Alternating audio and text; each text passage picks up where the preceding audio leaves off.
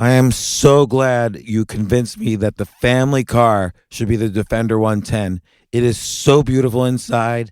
It's so comfortable, and it just feels indestructible. Yes, it really is. I've been waiting a long time for the new model to come out. The Defender 110, I'm telling you, it's my favorite car of all times. It's my third one.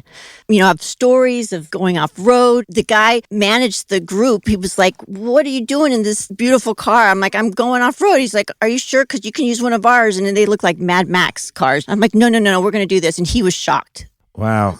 Well, it's great because the Defender has been reimagined for 21st century adventure, and its unparalleled off-road ability, as well as its robust interior, are invaluable whether you're headed towards uncharted territory or just a weekend of exploration. The Defender 110 tackles challenging surroundings with absolute confidence. The SUV conveys strength outside and in, featuring peerless technology like an intuitive driver display and an award-winning infotainment system. That's my favorite part, to keep you connected no matter where the journey takes you.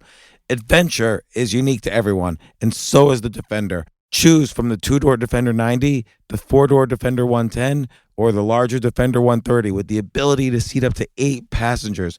You'll find uncompromising performance in all three. So pack up and go even further with the Defender 110. Learn more at LandRoverUSA.com/Defender. These days, we're all investors, trying to be smart with our money despite our worst impulses. But at iShares, we believe that deep down inside of every investor is a better investor. One that's just waiting to be let out. Explore iShares ETFs and insights and let your best investor out. Visit iShares.com for more information. This isn't your average business podcast, and he's not your average host. This is the James Altucher Show on the Choose Yourself Network. Today on the James Altucher Show. You were going to hit the heights of political consulting. You were in that groove.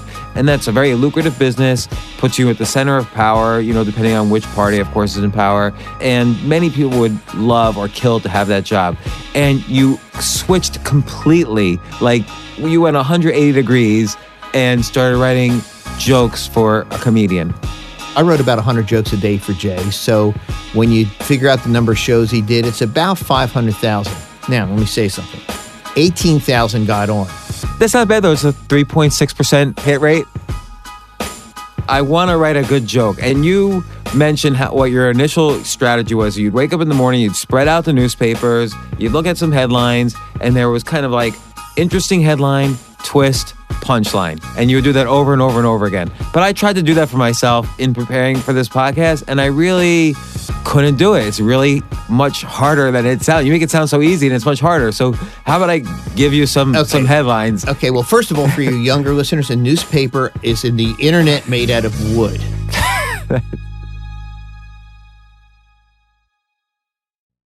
Jon Macks, I'm so excited to have you on here. First off, I'm sure you know Dave Berg. A fine gentleman, a fine man I've known since 1992. Great guy. That's such a great thing. Like, I just want to explain who he is for a second. He was the producer, or you identify him in your book, Monologue. He was a segment producer, but I guess he also rose up to be exec producer or some kind of producer. The one thing about show business is everyone gets a great title at some point except the writer. Okay, good to know. There you go. So he was the producer of the Tonight Show with Jay Leno. You wrote the monologue for Jay Leno for all 22 years of the run of the show, right? Or you wrote jokes for the monologue for all 22 years. And you also wrote for the Tonys, for the Emmys, for the Grammys, for the Academy Award. Every award show you could think of, you've written for. You know, my motto is always, no show too small, no fee too large. And I like that. I have to start using that motto. But what were some of the Oscars that you've written for? The first one I wrote for was in 1997. I got a call from Billy Crystal. And he said, I saw your stuff you had written for the ESPY Awards. And I thought it was pretty funny. He said, why don't you come in and meet me? I came in and meet him. And he said, why don't you write? He had taken 4 years off from doing the Oscars. So this was his first year back. So we kind of changed things up that year, which made it really exciting. That was the first year he did one of those films in the beginning where he inserted himself. which was really groundbreaking at the time. Did you kind of write that film, or were you writing the jokes around it? We all wrote everything. We wrote for the song. Mark Shaman, obviously, and Scott Whitman took the lead on that.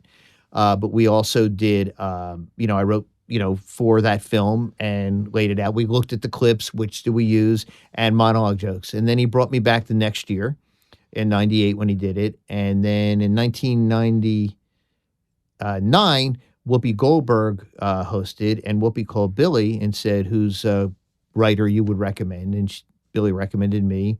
Then in 2000, he did it again. Then 2001, Steve Martin called Billy.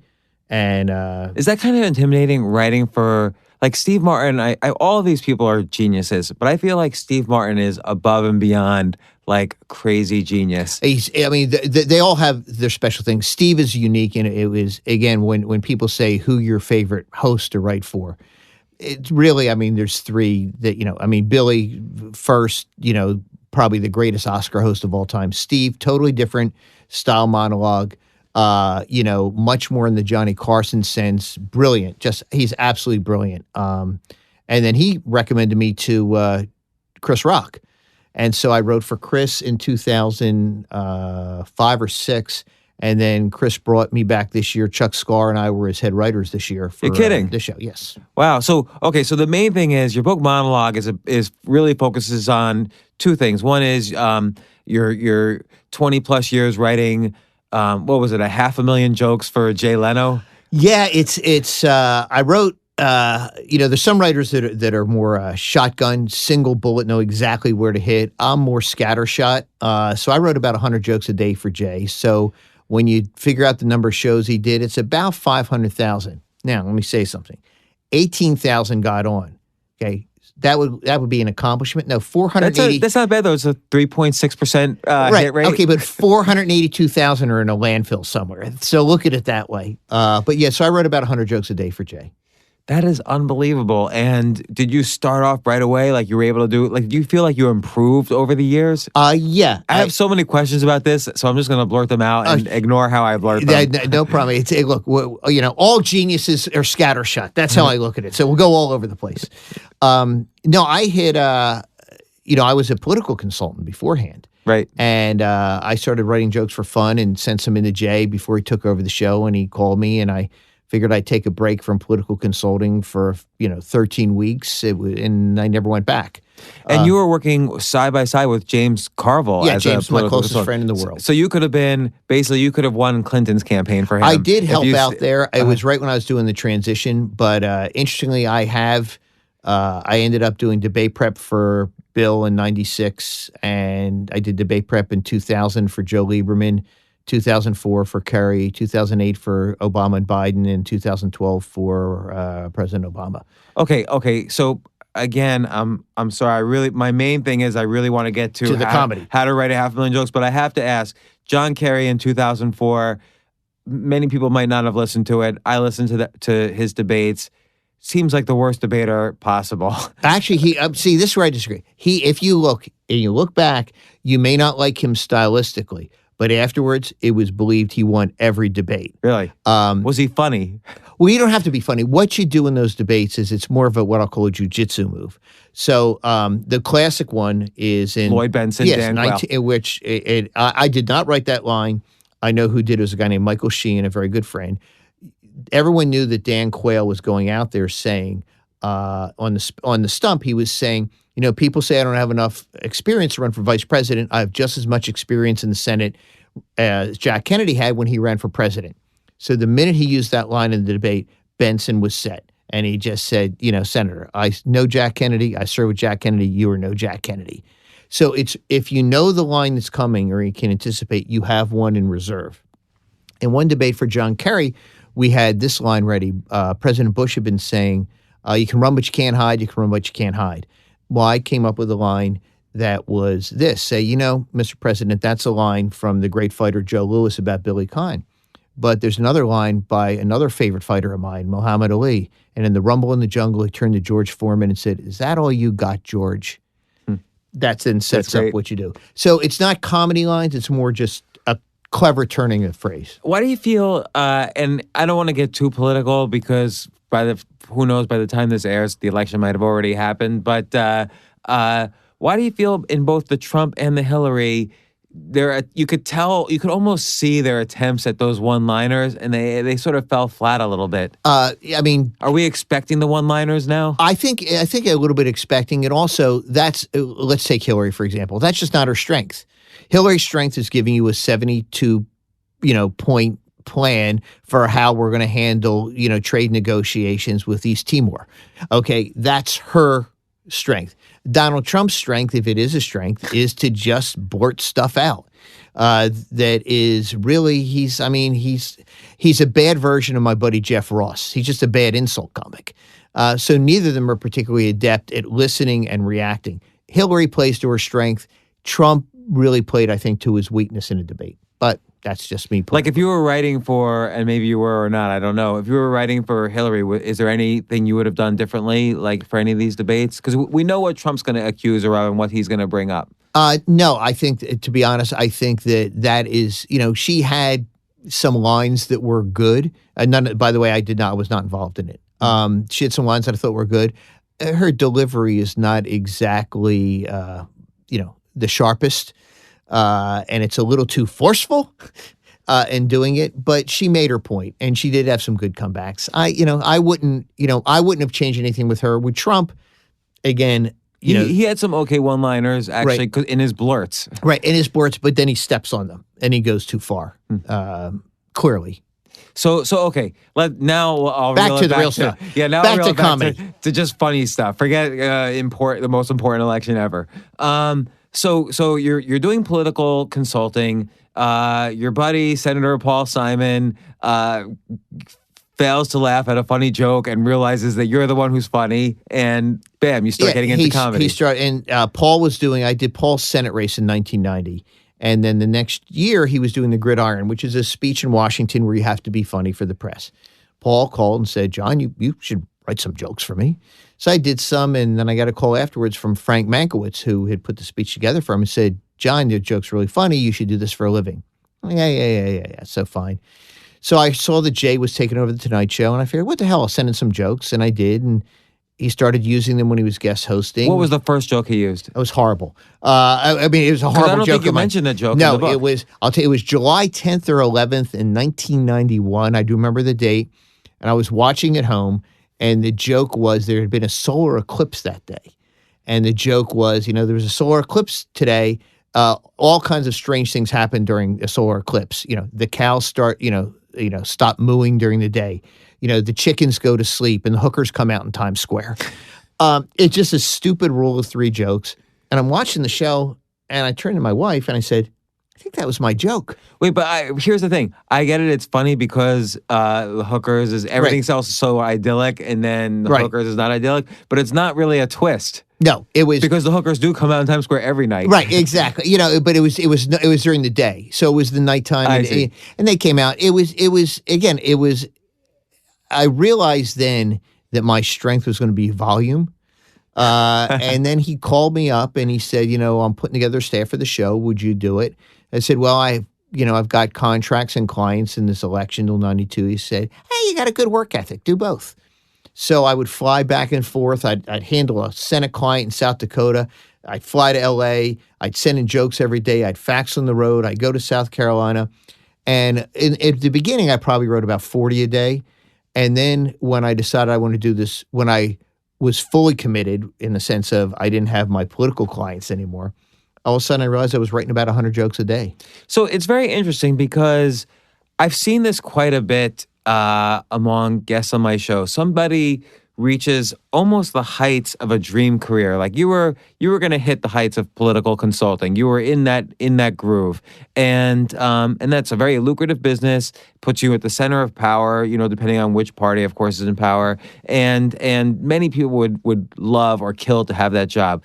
And you switched completely. Like you went 180 degrees and started writing jokes for a comedian. Right. And even though he does address, of course, comedians, the ultimate idea is that they speak the truth, just like you would hope politicians do and often don't. So you can argue you were trying to get closer to the real truth.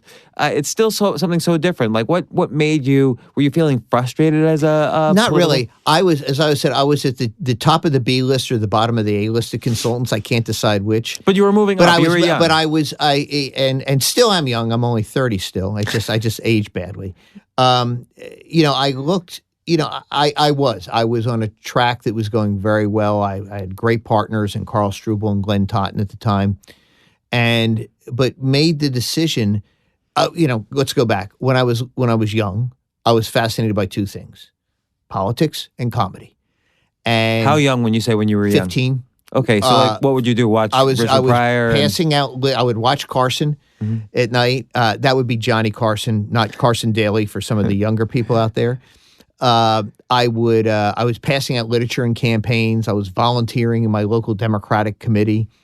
And one day I said, I'll send in some jokes to Johnny Carson. And I sent in jokes at 15 and they came back unopened. We do not accept material. But I always had that. And then when I was in law school, yes, it's my little secret, I am a lawyer.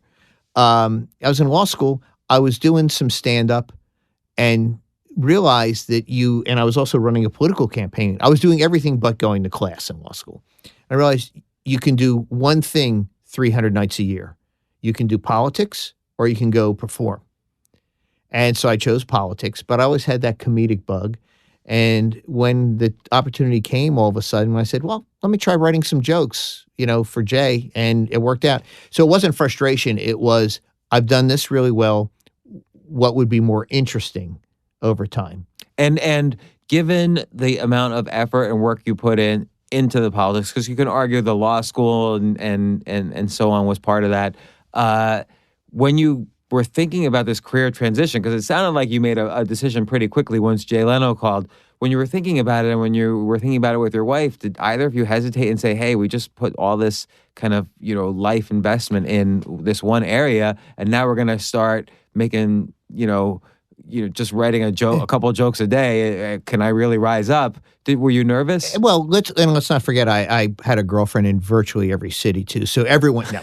So what happened was no, I was traveling about 250 nights a year doing campaigns. I see. And I had my third kid at the time. Well, actually, my wife had the third kid. I just was there in the room.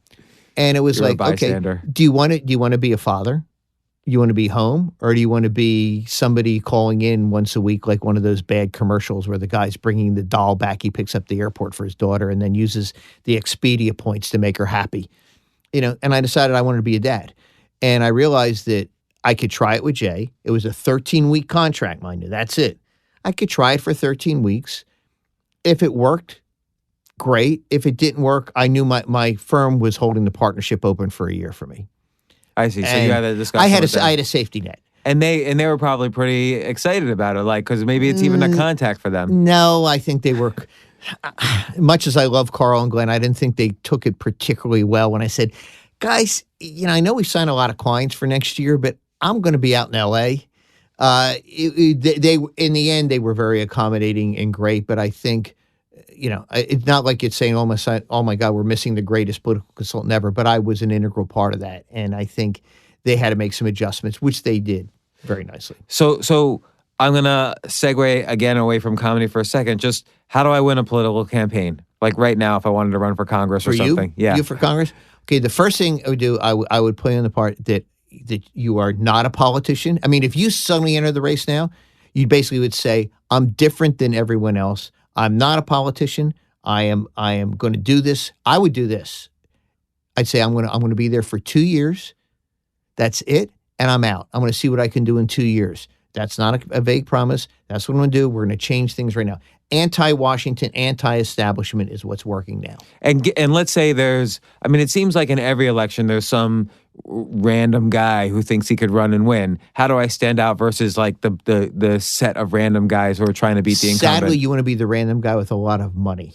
If you're the random guy with a lot of money, that makes you stand out over the random guy with no money. I see. Again, I always say that when you're at a singles bar, the guy that looks like a 4 who's got $1 million is suddenly an 8.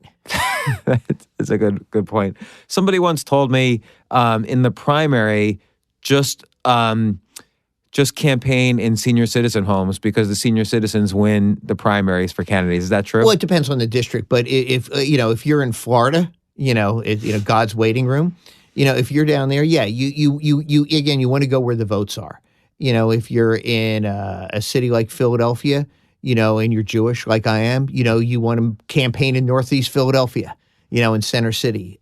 You want to go. So you where play to your strengths. You play to your strength. A primary, you want to maximize. I call it maximizing the minimum. Actually, this is an interesting thing because it's related to business, and I've heard it said about politics, which is that, play to your demographic as opposed to trying to win over the other demographics. And that's not necessarily always true in business. Sometimes in business, if your product is for a certain demographic, you want to try to figure out how to increase the other demographics buying your product. Right. So in politics, is that really true? Well, to a degree. For example, Trump's problem is his demographic isn't enough to win the election.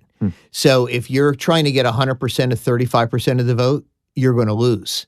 If what Hillary has done, and again, I don't know when this is going to run, but I'm going to go out on a limb and say that I'll look like an idiot if it doesn't happen, that she's going to swamp them.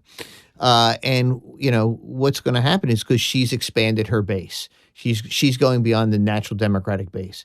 You have to do that. If in a primary, more importantly, you get that base out. And that's what Donald did. What Trump did in the Republican primary, it was he maximized that minimum. It still was never in most states till the very end when people dropped out.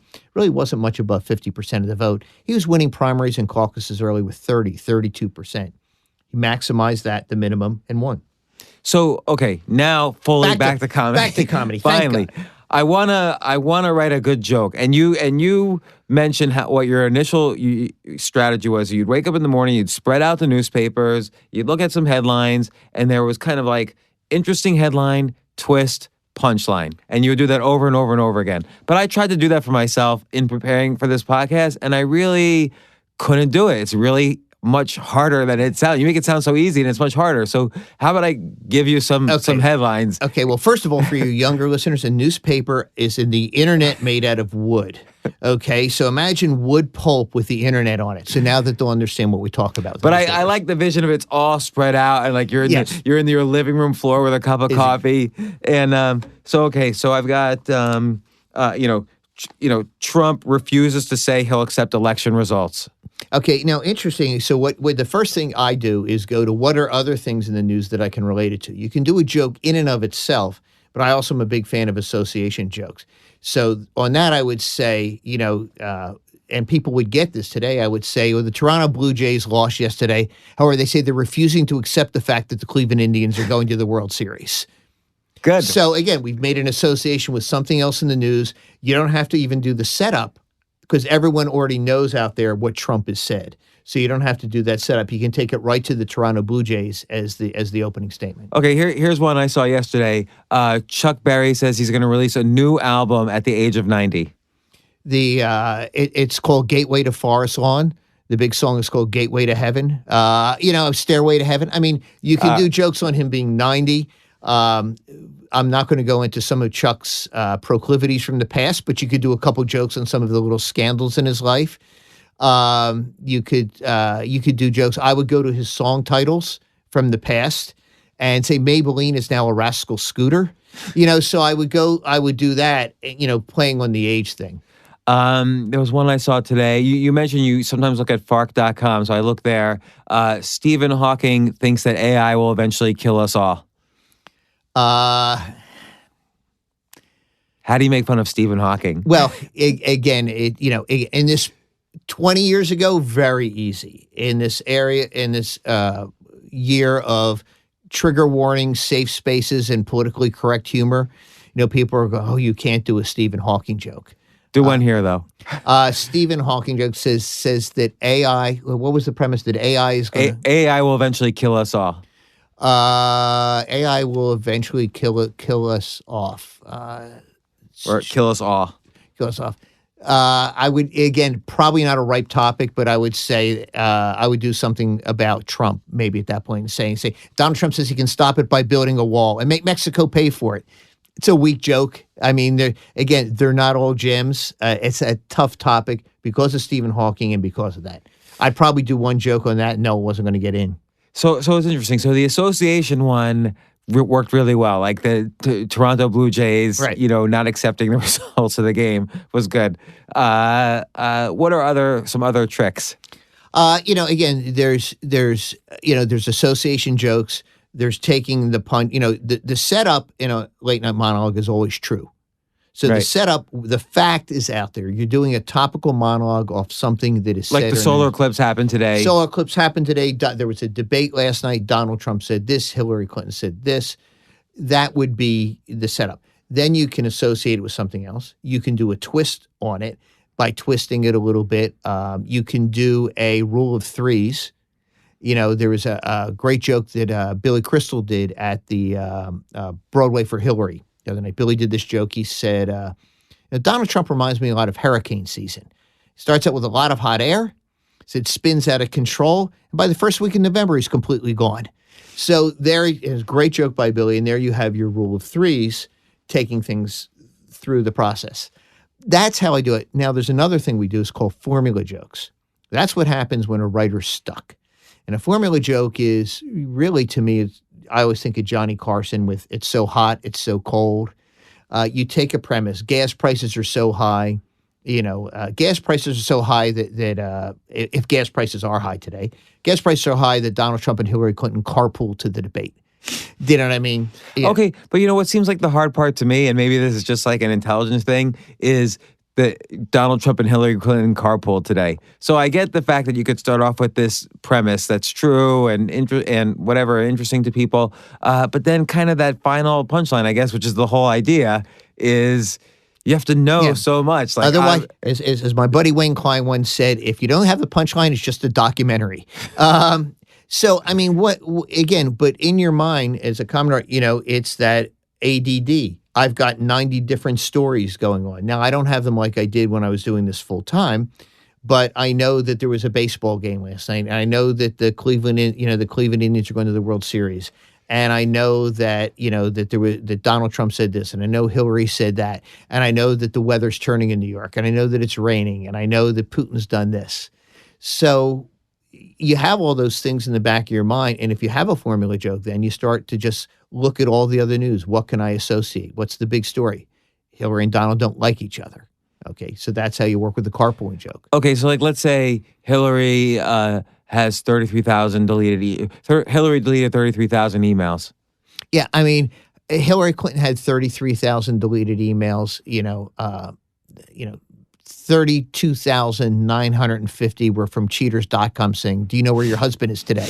I mean, you could do, again, that's a basic joke. I would probably do to that. I would use that more as a sketch. To me, something like that, it's a one-liner, or here's some of the emails we found in Hillary Clinton's email thing. It's from, pantsuits.com. Something like that. Right. I would do this, and I think you could do a pretty good bit on that. So it's interesting because, with Jay Leno, who was, before he was hosting The Tonight Show, he was obviously an excellent stand-up comedian all through the 70s, both New York and mostly in L.A. He was on Johnny Carson repeatedly, and then ultimately it led to The Tonight Show. Right. But stand-up, it seems, is inherently different from doing the monologue. Because Absolutely. even though it's jokes, and the jokes might even have the same format, a stand-up routine could last somebody a year or more. It has to be so good, it's going to travel with them. Whereas you had to write a new whole routine every night. Right. So what are kind of like the fundamental differences? Well, what's the difference in quality, first of all? Like, is the monologue definitely like lower quality than Louis C.K. stand-up? Well, again, let's take Louis, for example, or Chris Rock or Jay, whatever. Before, if Louis is going out, say, and building a stand-up special from a year from now, he's out 3 nights a week at the clubs, 5 nights a week, 6 nights, 3 times a night, trying new jokes out, okay? And they're time-tested. They're tried and true. He knows it's going to work because he's now done it every night in 3 different clubs for 6 months. So that goes in there. This joke didn't work. This joke works better if I try this wording. So by the time you see that 1-hour special or you see his stand-up act, that is tried and true with every line being killer. When you're a late-night monologue, whether it's Leno, Letterman, Kimmel, Fallon, Conan, Seth, whoever, you're doing it for the first time. Those jokes have been written that day and they're on. So if you're doing a 25 joke monologue, if 5 kill and 10 are good and 5 are fair and 5, check my math somebody, and 5 are bad, that's pretty good because they've never been heard before. And so do they have to almost have a different style of delivery because they almost have to assume most are not going to be killer. So the style the delivery has to be different. It's more hit and run. It's you don't assume it's not going to work because even though it's only for that day, you're investing in that joke. Jay would read, say, 1,500 jokes a day and write, obviously, on his own, and that would boil down to 100 he was considering, and then the 25 or so that got in. So you're invested in that 25, but it's hit and run. If one doesn't work, you're moving on. Whereas a comic, a stand-up, is taking a premise off. And remember, Jay is doing a joke and then moving on to the topic. A stand-up is doing a routine. He's building on it. He's taking a premise and building. There's jokes within it, but it's an evergreen, and it's he's leaving a little bit of himself. He's giving of himself.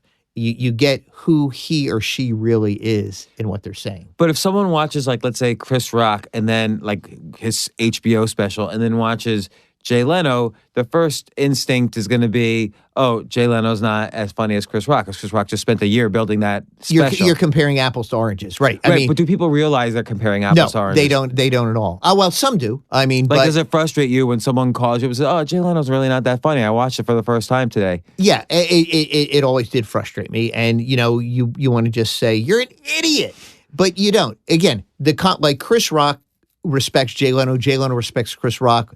Louis C.K., Jerry, everyone respects each other because they know how hard what it is to do stand-up. I always say, for people who say that, something, first of all, the jokes were funny, or at least they're funny when they were written.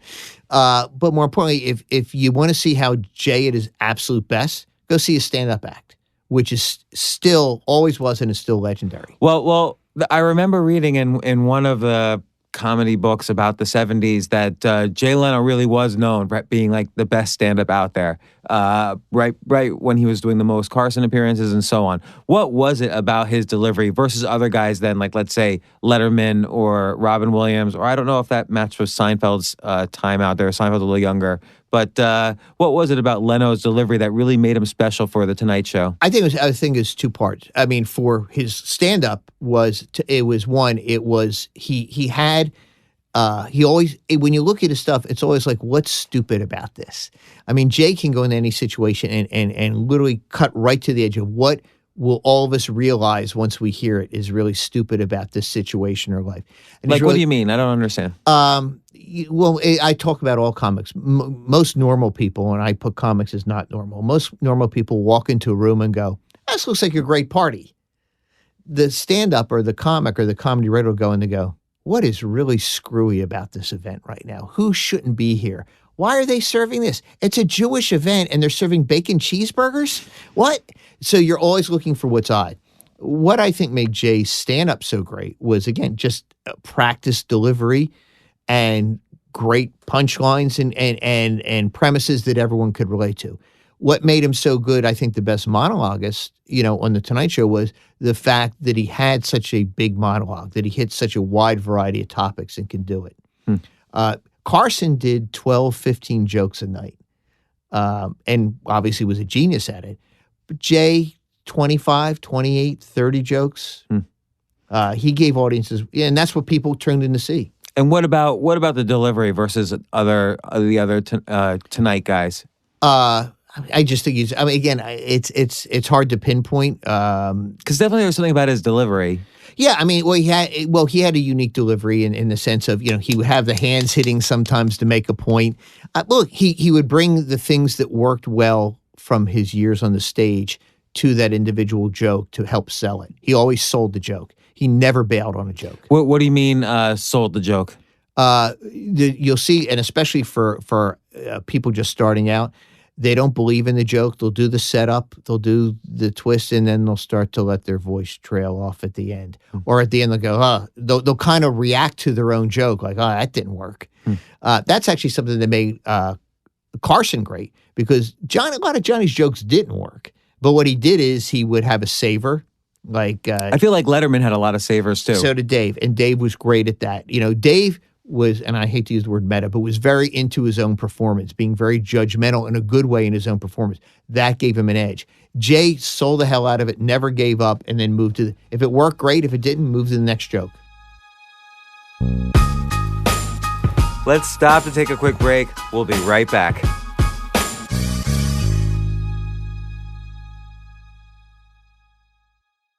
Oh my gosh, I love these clothes. Mizzen and Main. That's Mizzen and Main. It really is the most comfortable work clothes. Travel clothes. I had to travel this whole week. I'm traveling for a week and a half, and I just took Mizzen and Main clothes with me. Close out 2023 in style with comfortable, breathable, packable, and machine washable pieces from Mizzen and Main. As you wrap up your year-end goals, enjoy a Mizzen and Main dress shirt that you can wear confidently. I like that they've very, very just nice, solid colors. I don't really like to get all fancy in patterns and everything, although they do have some pattern shirts, but very comfortable clothes, stretchable pants. It's just super comfortable, but they look professional, and you can wear them casually or professionally. I like some of their flannel shirts or untuck shirts. I love untuck. I never tuck in. So again, whether you're shopping for a special someone or giving yourself the gift you really want, I just buy myself gifts. Mizzen and Main is the perfect gift for any guy who works, travels, and or cares about looking and feeling great. As you could tell by my many photos across the internet, I care about looking fantastic. I'm practically a model. And let's be honest, every guy loves to look great. So again, shop now at mizzenandmain.com and save 20% when you spend $130 or more using promo code James. That's promo code James at Mizzen and Main, Mizzen and Main.com.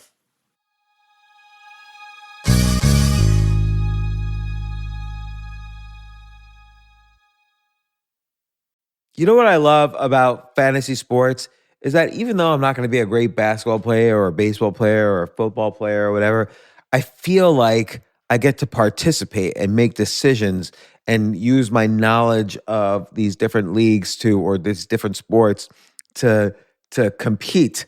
So it's like I can pick my team or I can pick my favorite players, and I could use my knowledge to make predictions and maybe even make money. So with the basketball season here, you can now pick combo projections across football and basketball from the Specials League on Prize Picks. This is a league created specifically for combo projections that include two or more players from different sports or leagues. Want to play alongside some of Prize Picks' favorite players like rapper Meek Mill and comedian Andrew Schultz, who's also been a guest on this podcast, and I've been a guest on his? You can now find community plays under the promos tab of the app to view entries for some of the biggest names in the Prize Picks community each week.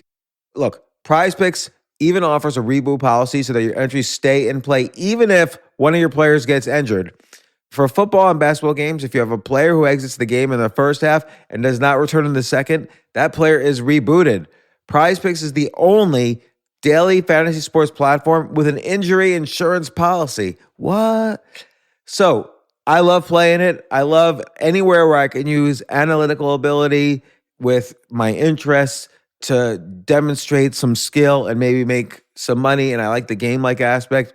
I do wish they had chess as a category on prizepicks.com, but I'll settle for what they've got. Maybe I should make my own fantasy chess league. But in any case, I love Prize Picks. Go to prizepicks.com/James. Use code James for a first deposit match up to $100. That's the easiest $100 you're ever going to make. So that's prizepicks.com/James and use code James. Daily fantasy sports made easy.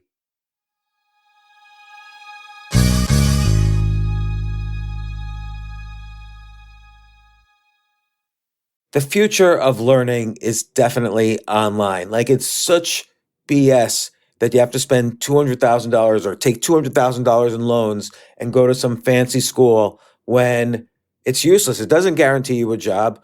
Most employers, including me, do not care about degrees or grades or anything like that. We want to care that you love what you're doing, that you know what you're doing, in some cases that you have experience or that you're willing to learn.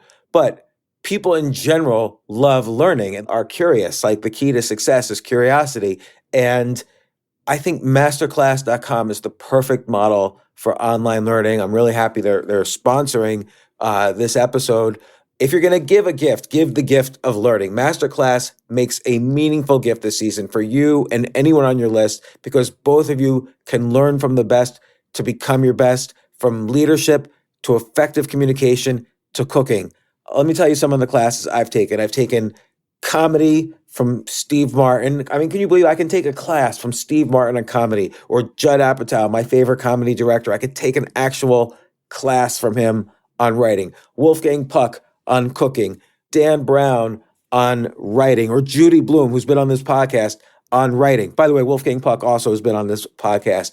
It's such a pleasure. I try to take classes all the time from masterclass.com. And whether you're watching Masterclass on TV or listening in audio mode in the app or on their site, the quality speaks for itself. It's like these Masterclass instructors are your own personal mentors that are going to help you reach the next level. How much would it cost to take one-on-one classes on comedy from Steve Martin or on chess from Gary Kasparov? You just wouldn't be able to do it. But it would cost hundreds of thousands of dollars. With a Masterclass annual membership, it's $10 a month. Memberships start at $120 a year for unlimited access to one-on-one classes with all 180 plus Masterclass instructors. So it's not just $120 for one instructor. You get all 180 plus Masterclass instructors. Boost your confidence and find practical takeaways you can apply to your life and at work. And if you own a business or are a team leader, use Masterclass to empower and create future-ready employees and leaders. That's the real education in today's world.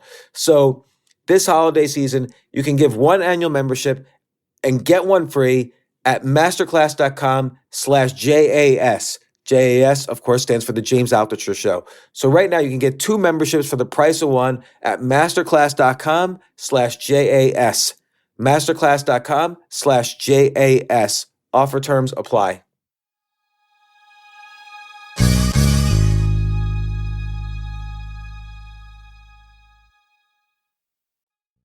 So after the Tonight Show and he moved to 10 p.m. for a while, why do you think the audience didn't? Was it really that different an audience between 11:35 and 10 p.m.? I don't know. I think that he was probably hampered a bit in the sense that NBC wanted Conan to do the Tonight Show and Jay to do a primetime show. We couldn't do all the things we had wanted to do. There were elements that people try. What we should have done, in retrospect, if we're doing it, is do our Tonight Show at 10 o'clock. Exactly as it was. What did you try to do differently? I don't really remember. There's bits like there's the race car challenge, and there was it's blocked out of my mind, good or bad, a lot of it. But it was something when you went in, you go, I just don't think this will work. Also, people who watch network TV tend to be creatures of habit. No, at 10 o'clock we watch Law and Order, right, or ER or something. And remember, one of the great things, one of the reasons the Tonight Show and late night shows are so successful. Again, we're going back to a different time. But people got their news at 11 o'clock at night. They got it at the evening news earlier in the day from Dan Rather or Walter Cronkite. And at 11 o'clock, they had a combination of local and national news. So they've heard the news. They're about to go to bed, right? They want something to take their mind off the day. That's really the genesis of the late night show's monologues. It's really interesting because, I mean, and you refer to this a lot in the show, and I want to address this. I also want to check your timing. Okay. Oh, we're good. You address this that a lot of the way we receive news now is through these late night shows, like and particularly the Daily Show, mostly in the past 15 years. But really, all the late night shows is how we receive news. Bill Maher, Jimmy Kimmel, Jimmy Fallon, obviously previously David Letterman and Jay Leno. You think that's like a comfortable way or a fun way? People obviously prefer laughing to hardcore news. So you think that's the choice of receiving news? I think that part of it comes from the distrust of regular institutions. Remember, by nature, comedians are anarchists. So you said a couple of things about comedians that make them different. Like they're anarchists, they arrive at the party and they're looking at something different. And I've heard Jerry Seinfeld refer to this in his, comedians in cars getting coffee. He always says, these are my people, basically referring to them almost like they have different brains than everyone else. So what is it? What is the comedian? Yeah, it is the teller of truth.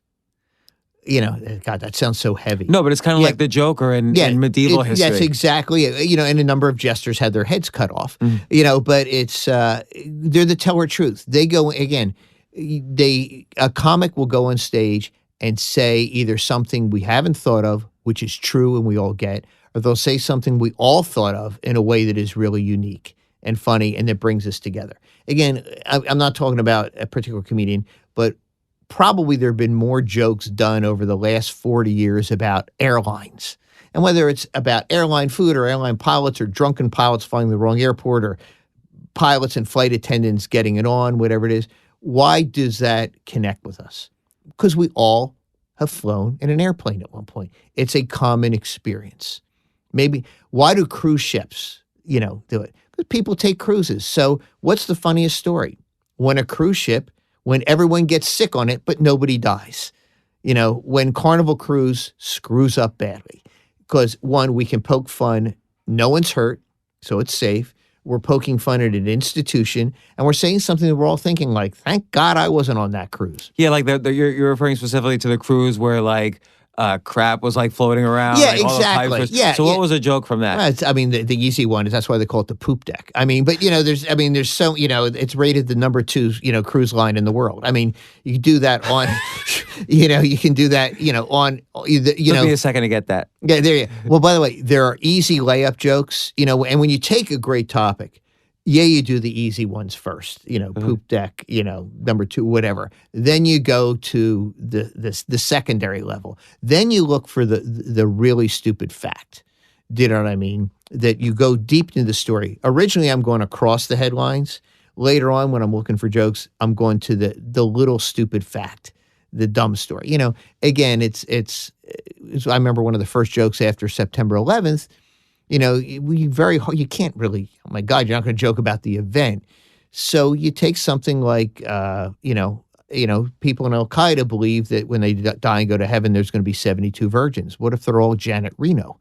Do you know what I mean? So you find a little fact about that rather than the event. What about like? Let's say that Carnival, and I don't mean to put you on the spot too much with this, but let's say that Carnival. Yes, you. Yes, wait, you're lying. Sorry, yes, you're lying to your listeners right now. Yeah. You mean to do this? This is a trap. Let me out of here. Right.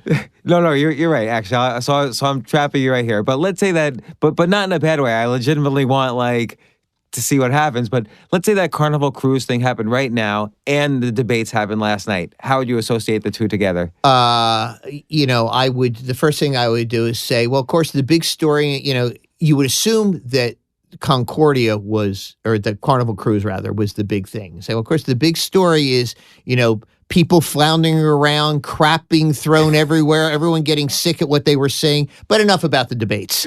So, I would do that. But if the debate was the big story, you couldn't do that because people would be right. They were already assuming. So you go, the debate reminds me a lot of the Carnival, cruise. There's people floundering around, and then I do my rule of threes again. Okay, so that's how I do it. So there's people floundering around. People floundering around aimlessly. No one is really in charge. And in the end, everyone comes home covered with crap.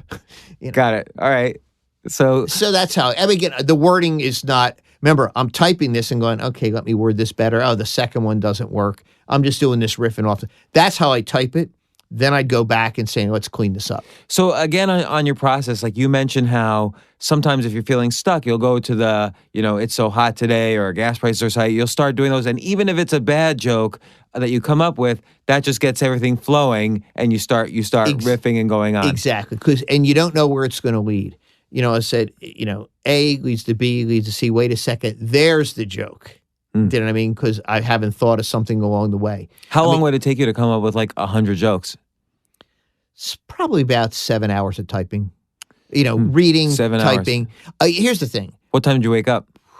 Probably around 6. Wake up around 6:30. I'd spend about an hour just, reading. I wouldn't be writing anything.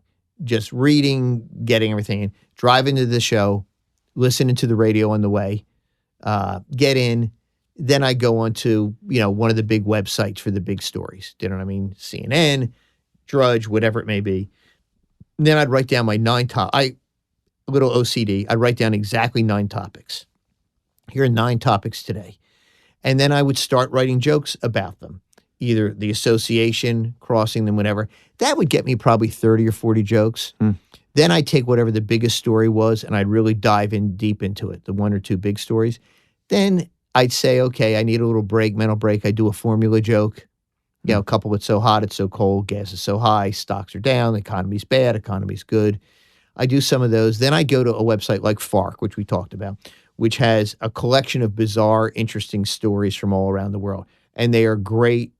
It's very funny in of itself, but they're also great to see stories about, you know. And Drew Curtis, the founder of FARC, has been on the podcast. I've never met him, but just a huge fan.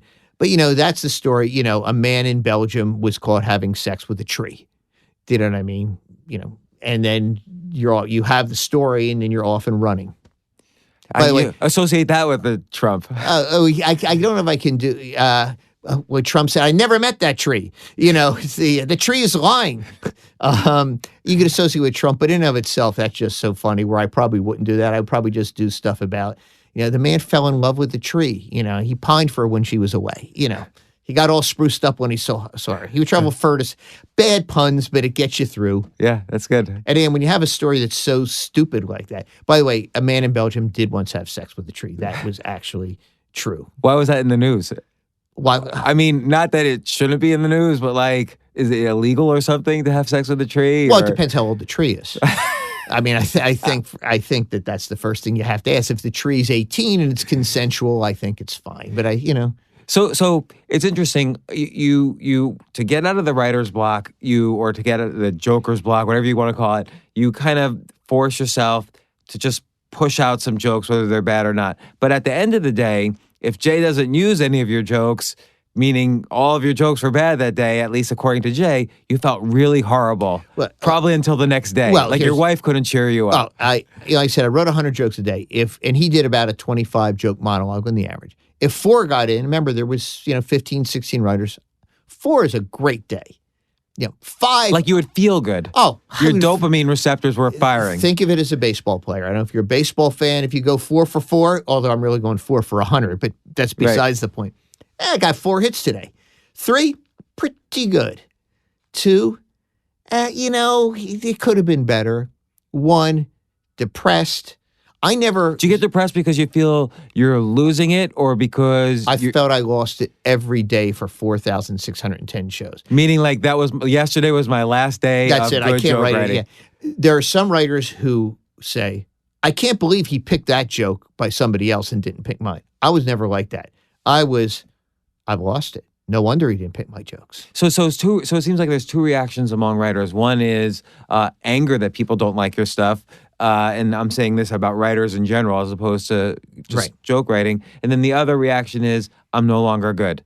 And I was clearly in the latter every day. How do you fight that? Because that could also be debilitating. Yeah, massive amounts of alcohol and cheap hookers.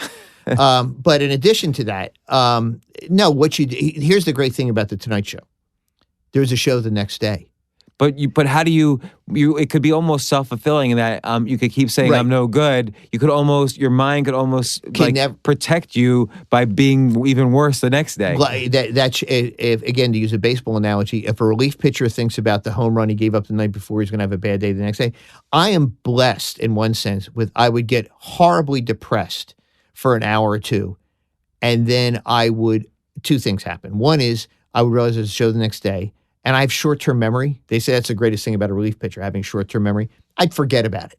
I really would move on. The other thing is I was very lucky that some people only wrote for The Tonight Show. Jay was always very generous in saying, yeah, you want to go write for the Oscars? So I'd go home and spend 3 hours writing jokes for Steve Martin or for Chris or for one of the hosts I wrote for. And I'm into that. And if I nailed a good joke on that, even though you weren't going to see remember, the Oscars is like, and all those award shows are like, a Tonight Show. They've never been tried before, those jokes, except there's hundreds of millions of people watching, which is a lot of pressure. But it's interesting, though. It reminds me of advice I've read recently about any creative activity or even business activity, that if you're going down one path and you feel frustrated or it's not working out, if you have multiple things you're working on. In some sense, if you have a disorganized desk, so you can pick up something else on the desk that's crumpled up and start working on it, that almost provides more pleasure and more creative solace. I could not agree more. I think that was, I had that great advantage. So it enabled me to, beat myself up for an hour or two, turn to something else, have some success there, at least on those other projects, because you're not getting an immediate rejection or acceptance. What you're getting is, hey, these are good jokes I just wrote, even though they may not be used for 2 months, because the Oscars, because I was writing for shows down the road. You were also straddling two worlds in that you were writing for all these, not only were you writing for Tonight Show, but then you were writing for these other, important comedy shows, but you were also kind of writing some jokes occasionally for politicians. You were and that was probably an easier task in a weird way. Yeah, the problem with politicians are, for them, there's those who can deliver a joke great, and then there's those who are, really bad. I've written for both. What I try to do, the trick with political figures and corporate figures too, who are not natural joke tellers, it's the geniuses of the top 10. I mean, Dave is obviously a great joke teller, but you just give him one setup and then a bunch of punchlines. Yeah, I remember one guy. Oh, Garth Brooks, you wrote for, right? Where I can't. Maybe I was reading a different. It might have been a different book, but I did do that thing for Garth. Yes, and you specifically made him bad, and that was funny. Well, yeah, there was one event he did where he loved the premise, which was to sell the jokes like they're great, knowing that they're off. But again, and did it work? Yeah, Garth. Also, the truth is he is a good joke teller too. Okay. But it was a good premise. But for a politician, you might be.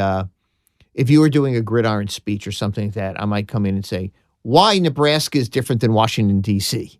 So now I've got that premise, and you just list 10 joke lines. So they don't have to do setup, punchline, setup, punchline, setup, punchline, which takes more timing. They've got the one setup, then punchline, punchline, punchline, punchline. It's like a joke run. It's so hot in one sense. You've got that premise. It makes it much easier for a non-pro. If you were to give advice on delivery, what would be like the 2 or 3 most important things? End on the punchline. There's for a lot of people out there, it's called a punchline for a reason. There are people out there that are non-pros that sometimes add extra words after the joke. They put the punchline in the middle somehow and then trail, or they let their voices trail off. It's called a punchline for a reason. Punch it out, sell it. Your delivery should be, you don't give the premise and then maybe a twist and then do the punchline and let your voice trail off. You want to have it come out and punch it and let them know. Smile, enjoy it. Let them know you think it's funny. So as you were doing this, it also, obviously, you're tying in all your political stuff. You mentioned in the book, Jay Leno probably made more jokes about Democrats than Republicans, and you're a Democrat. Did it ever come into play, your own political affiliations, when you were writing jokes? Did you ever hold yourself back? Never. And some people might find that hard to believe, but did you tell Monica Lewinsky jokes every night? Yeah. You compartmentalize, because in the end, my job was not to use the Tonight Show to advocate. My job was to help, hopefully, make people laugh. And so you went off what was in the news. There was more jokes about Democrats because the Democrat, again, you always make fun of the king. A Democrat was the king for 13 of the 22 years that I was on the show. By definition, also, the Democrats we had in office were not one-dimensional. President Bush, in terms of comedy, was a little bit one-dimensional. Yeah. President Bush, he's not very smart. That's the comma. But when you have somebody like Bill Clinton, who's obviously very smart, but obviously had some marriage problems, gotten a couple scandals. He had Whitewater. He had, this. He had a huge appetite, literally a huge appetite for food. Remember, he was Bubba at McDonald's. Jay Leno did a lot of those, I guess. Where you do what people. I can't convince you. Excuse me, that Dan Quayle is a genius. I can't. I can't convince you that Bill Clinton is dumb. I can do a joke that you'll accept that Bill Clinton has not exactly always been faithful.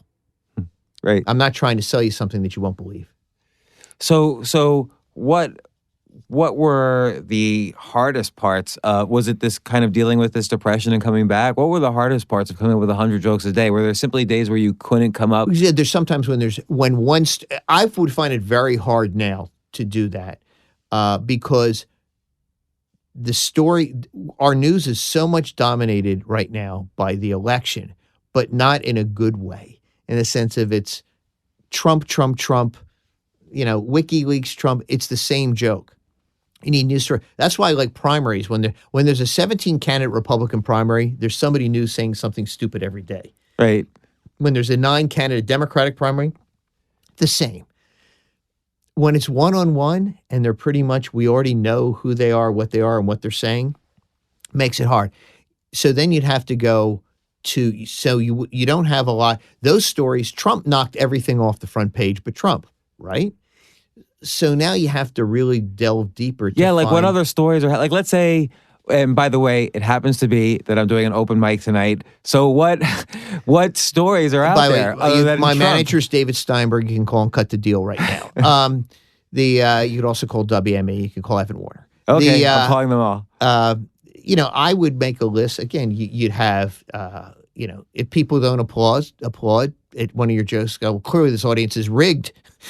Do you know what I mean? I like that. You've got the rigged. You've got, the fact that, I do not accept the results of blank.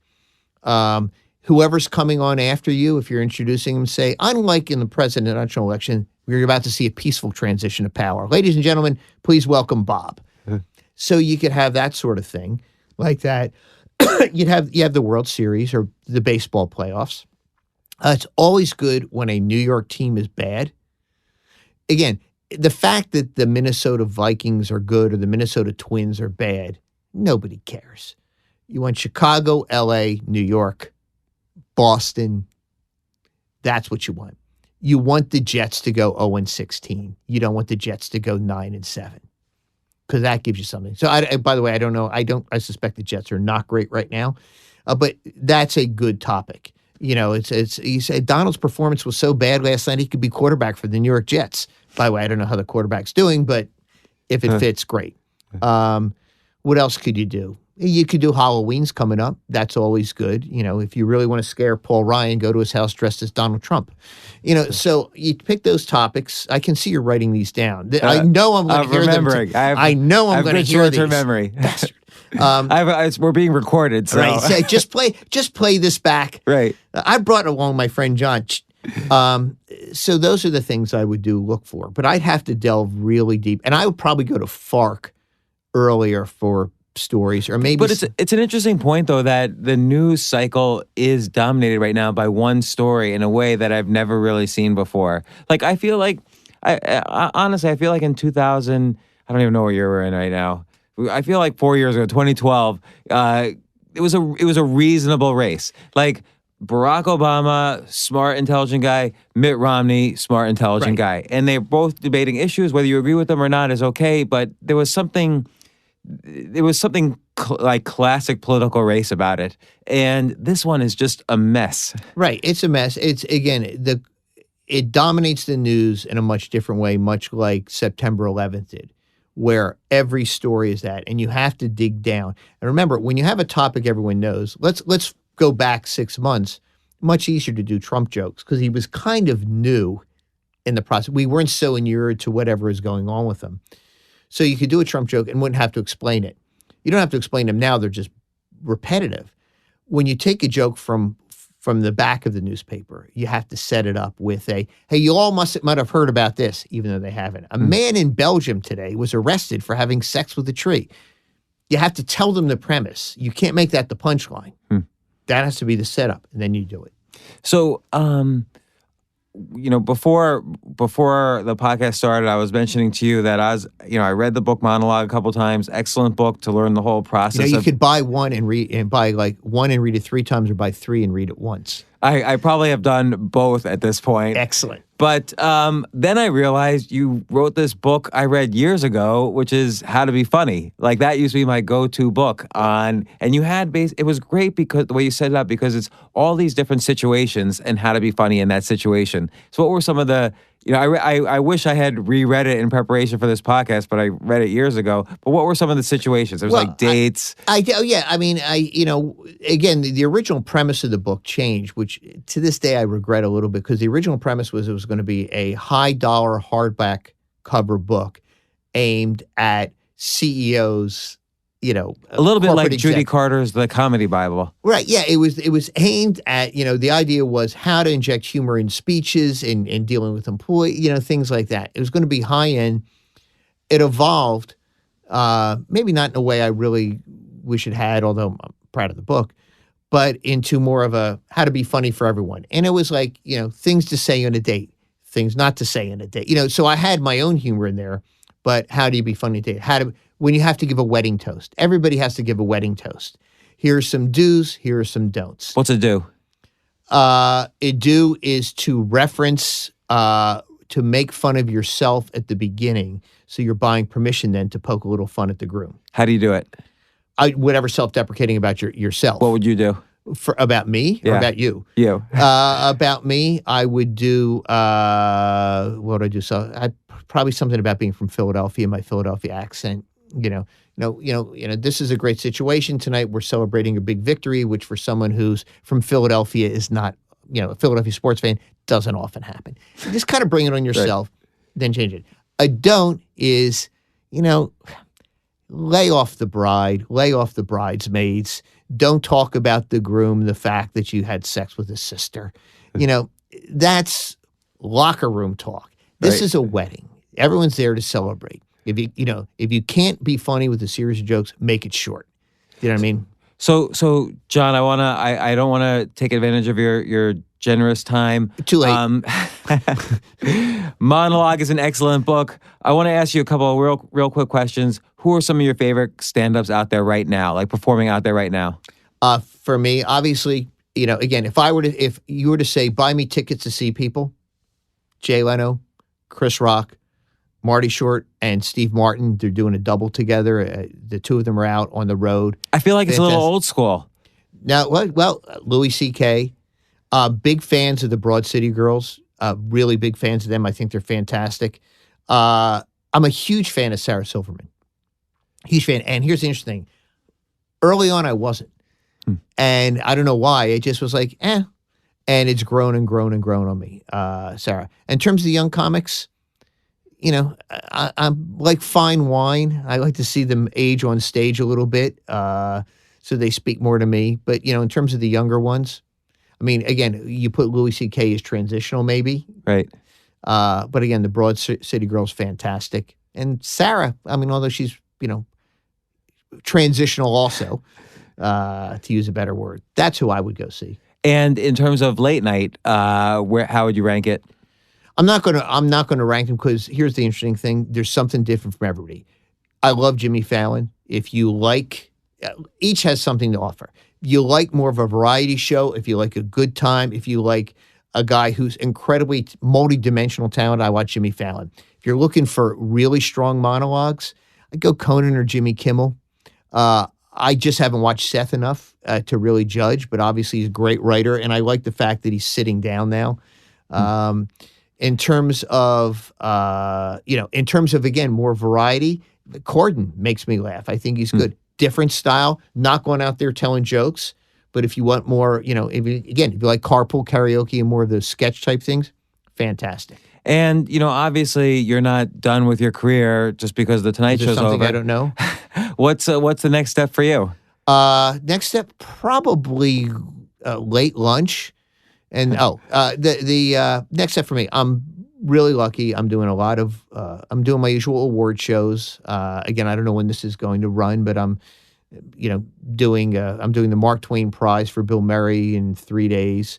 He gets the Mark Twain Prize. I'm one of the writers in that show. And Mark Twain was a huge inspiration for Bill Murray. Yes, there you go. And so doing that, I'm doing a show at the Apollo on Fox Network. It's going to bring back Showtime. They're doing a pilot about Showtime at the Apollo. When you say doing a show, are you writing for whoever the presenters are? Okay. I'm doing the Britannia BAFTA Awards next week in L.A. I'm hopeful, knock on wood, be doing the Golden Globes again. I'm doing the NAACP Image Awards. That's all coming up. And, and whoever else calls, if Marty or Steve or Billy or Chris or Jay, if they need anything, just remember the motto, no show too small, no fee too large. Excellent. Well, again, Jon, thanks for coming on. Monologues, an excellent book. How to Be Funny is an excellent book. I'd also throw in that genre, I really enjoy Bill Carter's books about late night. I enjoy Dave Berg's book about, being a producer of the Tonight Show. I think this is like one genre. All those books are must reads. I would say buy every one of Carter's books, buy Dave's book, and buy at least 3 of each of mine. Seriously, they make wonderful Christmas, Hanukkah, or Kwanzaa gifts. All right, will do. For more from James, check out The James Altucher Show on the Choose Yourself Network at jamesaltucher.com and get yourself on the free Insiders list today. Hey, thanks for listening. Listen, I have a big favor to ask you, and it will only take 30 seconds or less, and it would mean a huge amount to me. If you like this podcast, please let me know. Please let the team I work with know. Please let my guests know, and you can do this easily by subscribing to the podcast. Probably the biggest favor you could do for me right now, and it's really simple. Just go to iTunes, search for The James Altucher Show, and click subscribe. Again, it will only take you 30 seconds or less, and if you subscribe now, it will really help me out a lot. Thanks again. AI might be the most important new computer technology ever. It's storming every industry, and literally billions of dollars are being invested. So buckle up. The problem is that AI needs a lot of speed and processing power, so how do you compete without costs spiraling out of control? It's time to upgrade to the next generation of the cloud, Oracle Cloud Infrastructure, or OCI. OCI is a single platform for your infrastructure, database, application development, and AI needs. OCI has 4 to 8 times the bandwidth of other clouds, offers one consistent price instead of variable regional pricing, and of course, nobody does data better than Oracle. So now you can train your AI models at twice the speed and less than half the cost of other clouds. If you want to do more and spend less, like Uber, 8x8, and Databricks Mosaic, take a free test drive of OCI at oracle.com/advance. That's oracle.com/advance. oracle.com/advance.